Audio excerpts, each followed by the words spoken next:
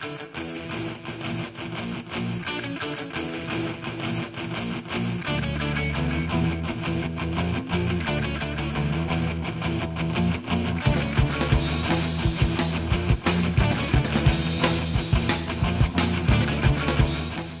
to Puget's Sound Liberation Report. I'm Tim Cottom. And I'm Andy Chang. Italian port workers have clashed with police in a number of protests following the announcement of sweeping job cuts. The job cuts constitute part of the Berlusconi government's latest round of austerity measures. The state-owned shipbuilder Fincantieri is imposing job cuts and changes to terms and conditions that will affect around a third of its employees, 2,500 workers. These include forced early retirement, reduced hours, and job moves. The Port Workers Union have reported that this will result in the closure of the historic shipyards at Sestri and Castellammare. In response, port workers have staged angry protests at a number of locations, which have resulted in clashes with management and police. Workers clashed with riot police outside government offices in Sestri, a northwestern suburb of Genoa. The protesters demanded to see the Prime Minister.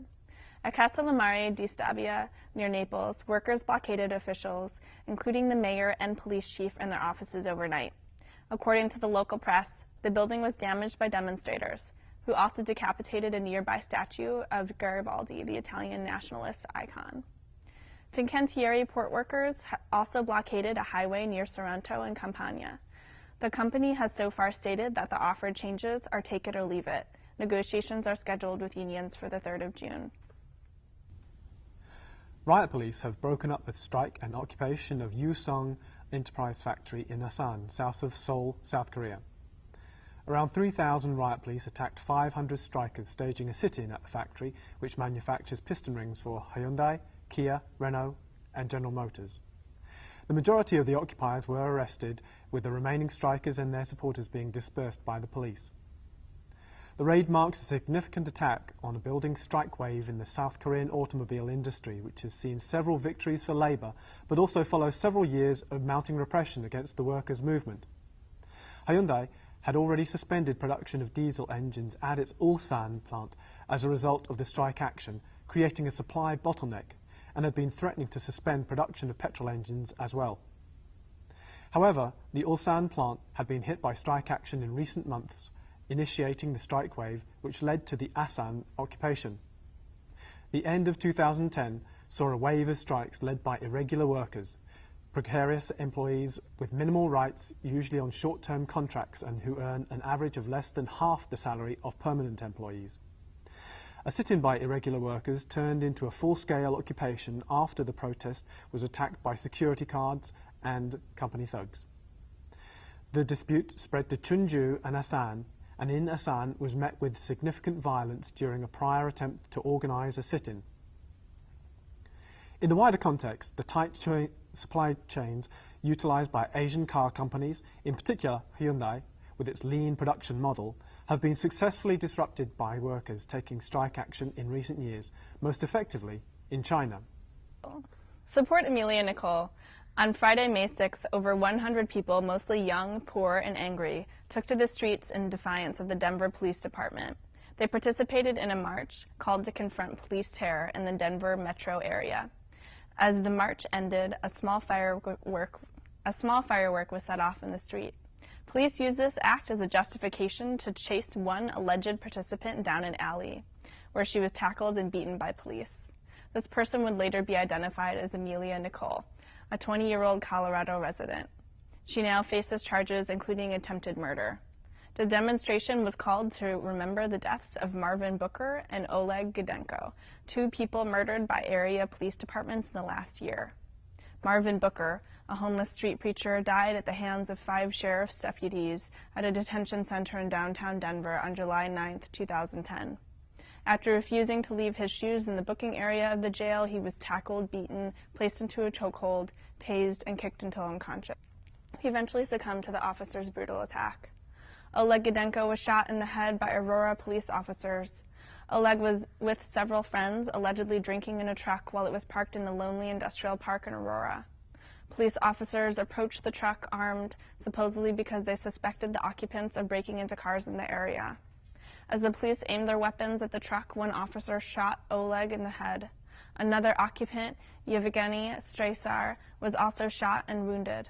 With 2 occupants, including the driver, shot and a passenger trying to hide on the floor of the truck as it took repeated fire from police officers, the truck lurched forward, bumping into one of the officers. This action, though it took place after the firing had started and after Oleg was dead, was used as the justification for the shooting. Many other high-profile cases of police abuses have been documented in the metro area over the last year, including the beating of whole families, rape and child molestation, and mishandling of evidence. On May 6th, the 4th in a series of marches was held to show direct opposition to the police terror plaguing the metro area. For several hours, the crowd snaked through downtown and the Arts District. The police response to this 4th march was much heavier than previous marches, and riot police flanked the march for a good portion of the route.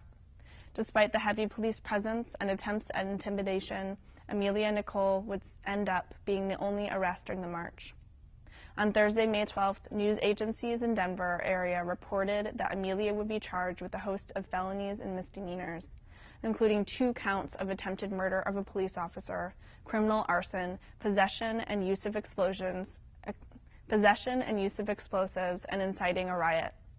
Police allege she threw the firework, which in later news reports had become a Molotov cocktail, or in some reports an improvised explosive.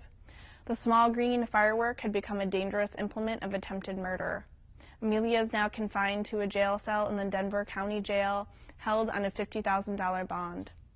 Just days previous, on Monday, May 9th, Denver Mayor Guillermo Vidal announced that the deputies implicated in the death of Marvin would face no discipline for their use of force.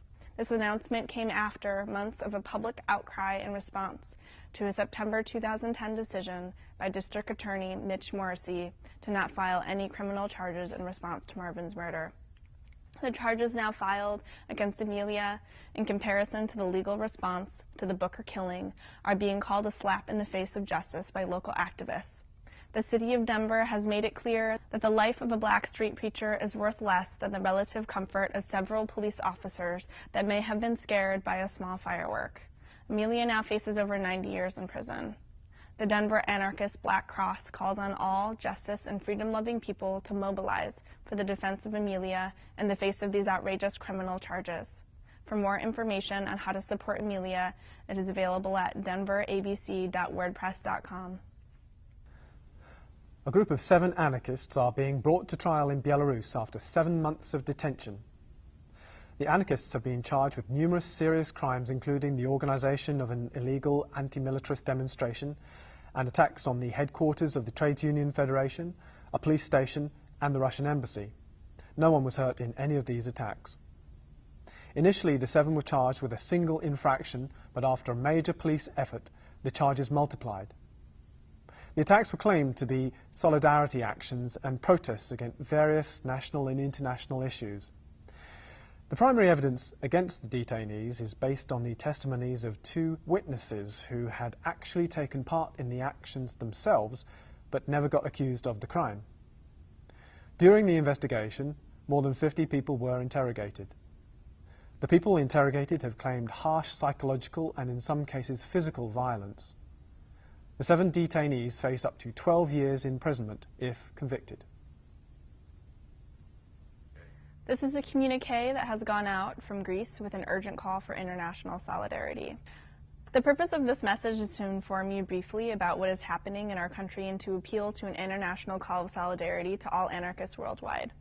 Greece is at a critical turning point, and many changes are taking place in a societal as well as a political and economic level. The dissolution of the dominant until recently model of power and exploitation is more than evident, so it defines what is commonly called a crisis. What we are experiencing now is the total failure of a system that is unable to secure social consensus any longer. Initially, at the beginning of this condition, which was called a crisis, the attack occurred in materialistic terms. With the devaluation of labor, the horizontal reduction of wages, the so-called flexible working conditions, the increase of the price of consuming goods and public utility bills, the increase of taxes, and the cuts in welfare benefits has resulted in the institutionalization of insecurity. At the same time, the sale of public wealth to private individuals, the widespread police presence on the streets, the auctions, and the rising of unemployment began. In addition, the unprecedented attack by means of propaganda was unleashed. The mass media controlled by the state and capital published disaster scenarios and a production of calendar milestones of disclosure, such as, if Troika does not approve the next installment of the loan, we will fall apart. The communicative mechanism of power manages continually to blur the water and maintain a state of terror, ensuring the paralysis of society via extortion. However, the resistance has never stopped for a part of the Greek society, including the working people. Occasionally, declarations for general strikes are supported by people who actively resist and express their willingness to fight against the conditions imposed by the state and capital.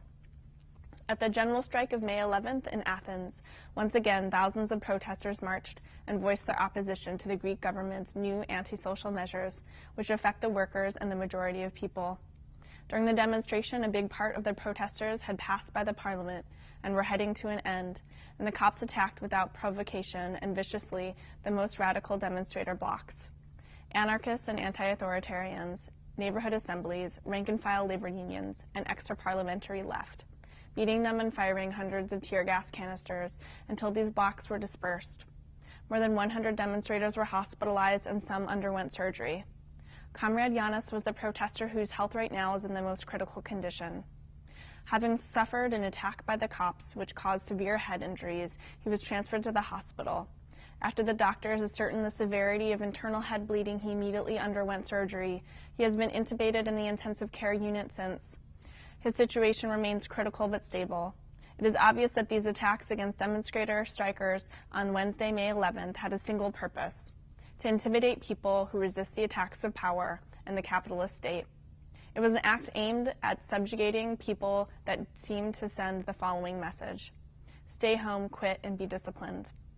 Outbreaks of racist violence recently multiplied across the country and reached a climax last week. In the light of the murder of a resident in the center of Athens with intent for robbery, for which many immigrants have become a target, unprecedented attacks against migrants have been unleashed. Groups of fascist, racist, and extreme right-wing people attacked immigrants every evening. At the same time, the neo-Nazis, alongside with the police, also attacked squats in the city center, leading comrades into a condition in which we have to defend ourselves at the risk of our lives against police and fascist brutality. The gravity of the situation is obvious. Once society accepts an unprecedented attack in materialistic terms, the most radical political parts, one of the main being the anarchists, are under police and fascist attack. This is the reason why we urgently call for international solidarity.